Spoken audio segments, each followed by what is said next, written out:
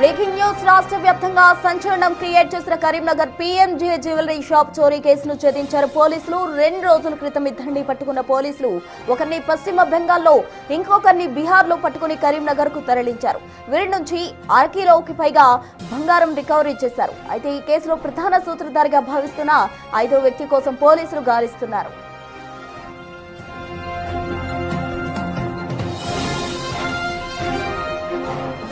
మే 3న ఈ చోరీ జరగగా ఈ కేసును ప్రతిష్టాత్మకంగా తీసుకున్న పోలీసులు 10కి పైగా టీంలతో ప్రత్యేక ఆపరేషన్ చేపట్టారు.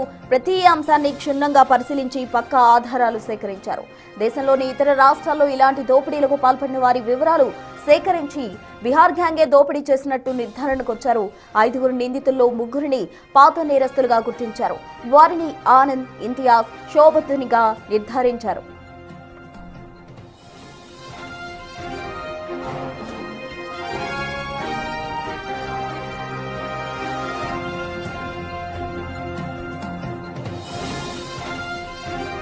దోపిడీకి ముందు నిందితులు పెద్దపల్లి పరమేశ్వర లాడ్జిలో, ధర్మపురి విజయలక్ష్మి లాడ్జిలో దిగినట్టు గుర్తించి వివరాలు సేకరించారు. ఇక సీసీ కెమెరాల్లో ఆచూకీ దొరకకుండా ఉండేందుకు ధర్మపురి నుంచి ధర్మారం, పెగడపల్లి, రామడుగు మండలాల మీదుగా కరీంనగర్కు వచ్చినట్టు సీసీ కెమెరాల ద్వారా పోలీసులు నిర్ధారించుకున్నారు. ఫేక్ బైక్ నెంబర్స్ వినియోగించారు. దోపిడీ చేశాక ధర్మపురిలోని గోదావరి పుష్కర ఘాట్ వద్ద ఒక బైక్ వదిలేసి పారిపోయారు.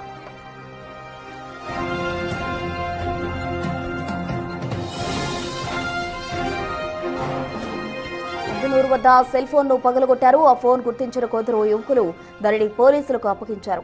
ఈ కేసులో ఆ సెల్ ఫోన్ కీలకంగా మారింది. నిందితుల ఆచూకీ తెలుసుకోవడం మరింత సులువైంది. దీంతో 10 రోజుల్లోనే నిందితులను పట్టుకున్నారు. దోచుకున్న బంగారం పశ్చిమ బెంగాల్లో విక్రయించినట్టు గుర్తించి బంగారం కొన్న వ్యక్తిని అదుపులోకి తీసుకున్నారు.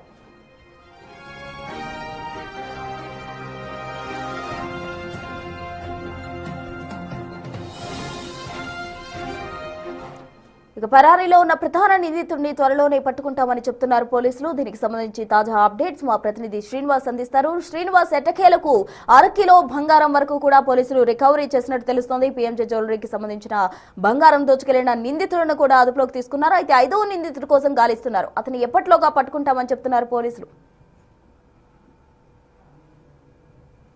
పీఎంజే జ్యువెలరీ రాబరీ ఏదైతే ఉందో దానిని పోలీసులు ఛేదించేటువంటి క్రమం లోపల చాలా సీరియస్ గా తీసుకున్నారు. ముఖ్యంగా 3 రాష్ట్రాల లోపల 15 బృందాలుగా విడిపోయి అనువనువు గాలిస్తున్నటువంటి నేపథ్యం లోపల దాదాపు ఇప్పటికే 4 నిందితులను కూడా పోలీసులు అదుపులోకి తీసుకున్నారు. ఇందులోపల ఇప్పటికే 2 నిందితులు కరీంనగర్ కమిషనరేట్ కు తీసుకొచ్చినటువంటి పోలీసులు చాలా ఇటు క్షుణ్ణంగా మొత్తం కూడా కూపీ లాగేటువంటి ప్రయత్నాలు చేస్తున్నారు. మిగతా 2 కూడా ఈ రోజు కరీంనగర్ కమిషనరేట్ కు వచ్చేటువంటి అవకాశం ఉన్నట్టుగా అయితే తెలుస్తుంది. ముఖ్యంగా పరారి లోపల ఉన్నటువంటి 5వ నిందితుడు ఎవరైతే ఉన్నారో 5వ నిందితుడే ఈ పథకం మొత్తం కూడా ప్లాన్ చేసినటువంటి సూత్రధారిగా అయితే పోలీసులు గుర్తించడం జరిగింది. అంటే పక్కా ఒక జులై సినిమా లోపల ఏ విధమైనటువంటి రాబరీ చేయడానికి పక్కా ప్లాన్ ఏ విధంగా ఉంటుందో అదే విధంగా ఈ సూత్రధారి జైలు పరిచయాల ద్వారా అంటే నేర చరిత్ర ఉన్నటువంటి అత్యంత నేర చరిత్ర, చిన్న విషయానికే చంపడానికి సైతము వెనుకాడని ఒక 5గురును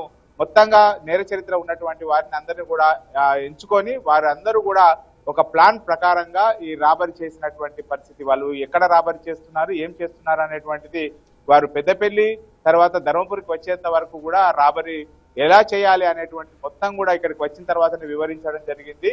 ఇక్కడ వచ్చిన తర్వాతనే మొత్తంగా ఒక 2 నెలల పాటు పూర్తిగా రెక్కి నిర్వహించి ఈ ప్లాను వేసిన తర్వాత జ్యువెలరీ రాబరీ చేసి వాళ్ళంతా కూడా పారిపోయినటువంటి నేపథ్యం.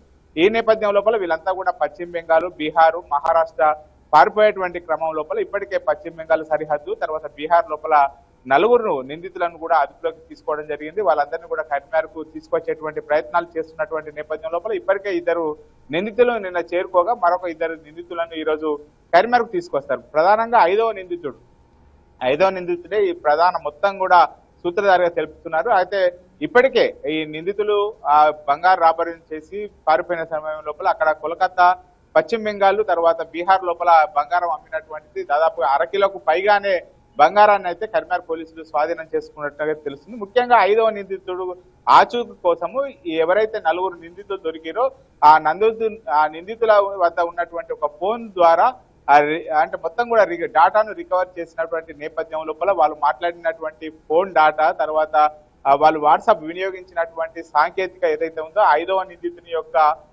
ప్రధాన ఆధారాలు మొత్తం కూడా 5వ నిందితుని యొక్క ఆధారాలు అయితే దొరికినట్టుగా తెలుస్తుంది. దీని ఆధారంగానే పోలీసులు ఇప్పుడు 5వ నిందితుడు ఎవరైతే ఉన్నారో అతనికి ఆచూకీ కోసం అయితే అనువనువు గాలిస్తున్నటువంటి పరిస్థితి కనబడుతుంది. ఇప్పటికే దాదాపుగా 15 బృందాలు ఎట్టి పరిస్థితి లోపల కూడా జ్యువెలరీ రాబరీ కేసును ఛేదించాలని చెప్పి చేసినటువంటి ప్రయత్నాల లోపల ఇప్పటికే 16 టీములు వెళ్లి మొత్తంగా అయితే సక్సెస్ అయినాయి. భారతదేశం లోపలనే ఇది నిజంగా ఆ కర్మార్ పోలీసులకు గర్వకారణంగా అయితే ఇప్పటికే చెప్తున్నారు. ఎందుకంటే ఇప్పటికీ కూడా ఇంత పెద్ద మొత్తం లోపల రాబర్ చేసినటువంటి చేసినటువంటి కేసులు ఎక్కడ కూడా లేవు. దీని పురోగతి సాధించినటువంటి నేపథ్యం లోపల వీరు 10 రోజుల వ్యవధి లోపలనే మొత్తంగా కరీంనగర్ పోలీసులు నిందితులను పట్టుకోవడంతో ఇప్పుడు ఇది చాలా సంచలనంగా మారినటువంటి పరిస్థితి కనబడుతుంది. 10 రోజుల వ్యవధి లోపలనే వీళ్ళు ఇప్పటికే 4 నిందితులను పట్టుకోగా మరొక నిందితుడిని ఈ రోజు లేదా రేపు ఖచ్చితంగా పట్టుకుంటామని చెప్పి పోలీసులు చెప్తున్నటువంటి పరిస్థితి కనబడుతుంది. ముఖ్యంగా ఆ 4 నిందితుల లోపల ఆ ఒక వ్యక్తి యొక్క ఫోన్ లోపల ఏం డాటా ఉంది అనేటువంటిది అయితే ఇప్పుడు ఆసక్తికరంగా మారింది. ఆ ఫోన్ ద్వారానే ఇప్పుడు మొత్తం దీనికి సంబంధించినటువంటి స్కెచ్, తర్వాత 5వ ప్రధాన నిందితుడు అంతా కూడా వారికి తెలిసినట్టుగా అయితే మనకు సమాచారం అందుతుంది. ఖచ్చితంగా 2 రోజుల లోపల మరొక నిందితుడిని పట్టుకున్న తర్వాత దీన్ని మొత్తంగా 5గురు నిందితులను అరెస్టు చూపేటువంటి అవకాశం ఉన్నట్టుగా అయితే తెలుస్తుంది. Right, thank you Srinivas.